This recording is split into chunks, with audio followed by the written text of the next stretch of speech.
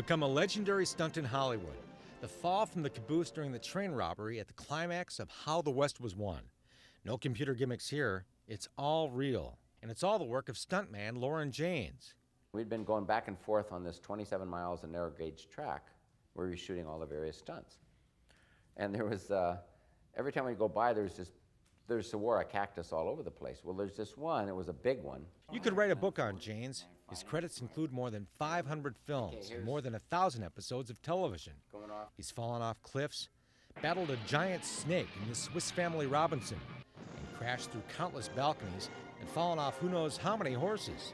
I've fallen off many horses through my life, and doing it deliberately is a little different, but you can plan it. And being a gymnast and acrobat, I know where I am in the air. I know how to turn over. I know how to go head first and duck and hit on the shoulder and flip and flop and that sort of thing. Janes worked with the biggest stars in Hollywood.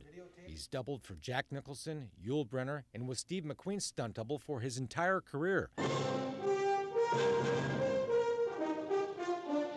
But one of his favorite movies is one of mine, the classic thrilling Western, How the West Was Won. It was shot in 5 segments, and Loren did 80% of the stunts in 3 of those. And when he wasn't performing in front of the camera, Janes was behind the lens of his home movie camera, documenting the making of this incredible film. And then I had other people do the same thing. I'd pick the spots and the angles I wanted them, and then they'd film me doing my stunts, and I'd film other people. That's Loren getting shot by an arrow during the Indian attack on the wagon train and getting trampled by the galloping horses of the pursuing Indians. And while it appears to be Debbie Reynolds who falls off her wagon, it's really Janes who falls, and Janes who vaults onto the back of the horse that races by to pick him up. So I had the loose horses running all around me and the wagon coming at me, and I've got to watch them so they don't kick me and knock me down and then catch his arm to swing up behind him. What's the most dangerous stunt you ever did? They all are, because if a stunt seems very simple and easy and the stunt person says, this is, no sweat, this is an easy thing, then you might relax a little too much, take it for granted, and not be primed and get hurt seriously. And while all stunts may be dangerous, few are as thrilling to watch as the ones Janes did on How the West Was Won. Janes is one of the outlaws robbing the train at the end of the film. The gun battle rages. A bullet breaks the chain holding logs to a flat car, and the logs fly about, tossing outlaws off into the dust. But Janes' character ends up dangling from a log just as it crosses a bridge over a 189-foot deep gorge, and there's no net to fall into until the train gets to the other side. Going backwards, I have to keep looking under my arm and over my shoulder to see where the net is, and then I have to let go before I get to the net because of forward momentum. So I'd let go. When I let go, there's nothing but 189 feet down with rocks. But momentum, I timed it just right, carried me, and I carried over, and then I saw the net come under me, and I hit the net. Then there's the classic of them all, the fall from the top of the caboose. The stunt was the idea of director Richard Talmadge. Because he's always trying to find something. He said, I'm going to find something someday you can't do. Janes went to work.